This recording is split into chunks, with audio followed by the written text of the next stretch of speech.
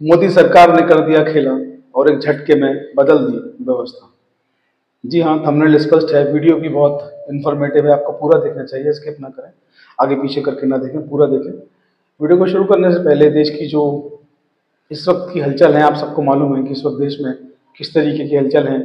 न्यायपालिका पर भी सवाल उठ रहे हैं, उंगलियां उठ रही हैं, क्योंकि सीजीआई टीवाई चंद्रचूड़ साहब के घर नरेंद्र मोदी पूजा में पहुंचते हैं, वहां पूजा करते हैं, फोटो तमाम जगह वायरल होते हैं, सोशल मीडिया से वायरल होते हैं।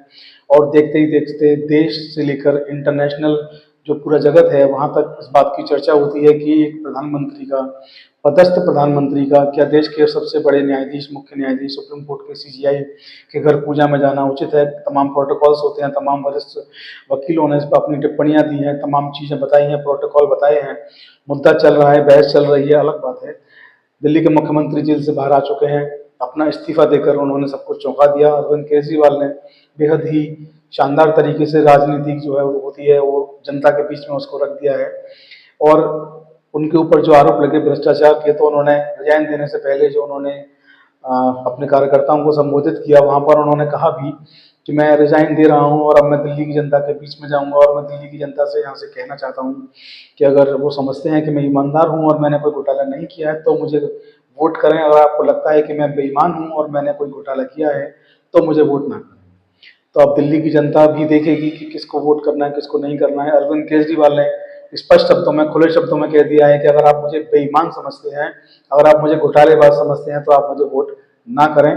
तो दिल्ली की जनता का वोट भी ये तय करेगा कि अरविंद केजरीवाल बेईमान है या उन पर बेईमानी के आरोप लगे हैं। खैर, जो भी होगा आने वाले भविष्य में है, उससे आपको अवगत कराते रहेंगे। दिल्ली के नए मुख्यमंत्री भी फाइनल हो गए हैं, दिल्ली के नए मुख्यमंत्री कार्यभार ग्रहण करने वाले हैं। इन सबके बीच में जो सारी चीजें चल रही है, इन सबके बीच में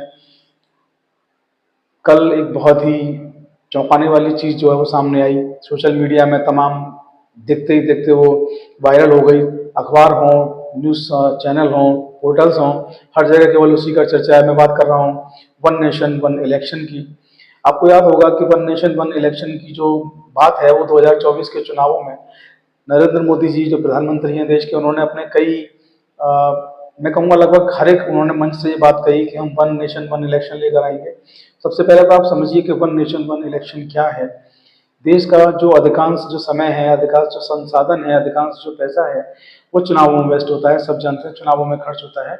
और हमारे देश में चुनाव प्रक्रिया ऐसी है कि कभी ना कभी कोई ना कोई चुनाव लगातार हमारे देश में चलता रहता है। चुनावों का जो कार्यकाल होता है वो लगभग 5 साल होता है, लेकिन व्यवस्था ऐसी बनी हुई है कि लगभग 2-3 महीने, 6 महीने में कोई ना कोई चुनाव हमारे देश में आ ही जाता है। तो वन नेशन वन इलेक्शन का मतलब है कि एक देश एक चुनाव, यानी कि उसी वक्त पर लोकसभा का चुनाव यानी कि प्रधानमंत्री का चुनाव, उसी वक्त पर देश के जो अन्य चुनाव हैं सभी उसी वक्त पर या आसपास के वक्त पर करा लिए जाएं, जिससे कि बाकी का जो समय है वो बचे, बाकी के संसाधन है वो बचे, बाकी का जो पैसा खर्च होता है चुनावों में उसको भी बचाया जा सके। तो मोदी जी ने वादा किया था कि 2024 के चुनाव में वन नेशन वन इलेक्शन को हम लागू करेंगे और देश के पूर्व राष्ट्रपति को लेकर रामनाथ कोविंद जी की अध्यक्षता में एक कमेटी बनाई, जिसके चेयरमैन रामनाथ कोविंद जो पूर्व राष्ट्रपति हैं भारत के, उनको उसका चेयरमैन बनाया गया एक कमेटी का।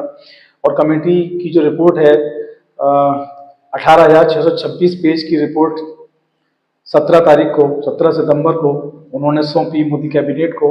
और मोदी कैबिनेट ने उस रिपोर्ट को आते ही अपने जो उनका मंत्रिमंडल था वहां से मंजूरी दे दी, उसको वैध करार दे दिया। और जो एनडीए के जो घटक दल हैं यानी कि मोदी सरकार के जो सहयोगी दल हैं, उन दलों ने भी इस रिपोर्ट को अपना मंजूरी दे दी है। अब ये रिपोर्ट जो है वो आगे चलकर कानून में बदली जाएगी, लेकिन अभी रास्ता जो है वो इतना आसान नहीं है। हालांकि ये कयास लगाए जा रहे हैं, सोशल मीडिया पर भी इस तरीके की चर्चाएं मौजूद हैं कि ये जो शीतकालीन सत्र आने वाला है संसद का, उस सत्र में इसको रखा जाएगा।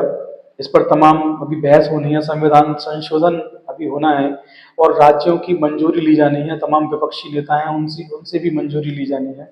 तमाम तरह की चीजें हैं, क्योंकि एक राय एक मत होने के बाद ही संविधान में संशोधन होगा, एक राय एक मत होने के बाद ही बिल पेश होगा। और बिल जो पेश होगा वहां पर भी जो आपको पता है कि वोटिंग होती है, वोटिंग से चुनाव होता है और बहुमत के आधार पर ही बिल पास होते हैं। तो रास्ता अभी इतना आसान नहीं है, लेकिन रास्ते जो है उसकी राह बन पड़ी है, चल पड़े हैं। तो निश्चित तौर पर कभी ना कभी ये होगा भी, क्योंकि अगर मैं बात करूं आधार कार्ड की, तो कांग्रेस की सरकार जो है आधार कार्ड के बारे में कहती थी, उनकी स्कीम थी, सरकार चली गई लेकिन भाजपा ने उसको लागू किया।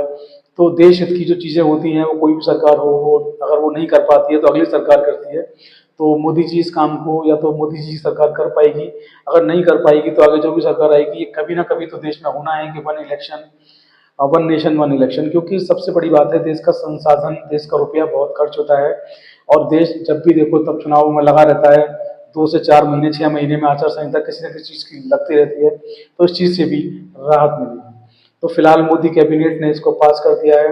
राज्यों से, विपक्षी दलों से अभी सहमति, उनकी मंजूरी मिलना बाकी है, बिल आना बाकी है, बिल को मंजूरी मिलना बाकी है। अभी केवल मोदी के मंत्रिमंडल ने और सहयोगी दलों ने इसको पास किया है। तो जो भी कुछ होगा शीतकालीन सत्र में जब इसको रखा जाएगा, इस पर बहस होगी, इसका बिल का क्या होता है, मंजूर होता है या इस पर डिबेट चलती है, अटक जाता है। जो भी कुछ होता है उससे आपको अपडेट कराते रहेंगे। आप लोग बने रहें, वीडियो को शेयर करना ना भूलें और जो लोग नए हैं उनसे कहना चाहूँगा कि सब्सक्राइब करें और नोटिफिकेशन के बेल को ऑल पर सेलेक्ट करें, जिससे कि हमारे नए जो वीडियो आए आपको आप तक उनका नोटिफिकेशन सबसे पहले पहुँच सके। जय हिंद, जय भारत।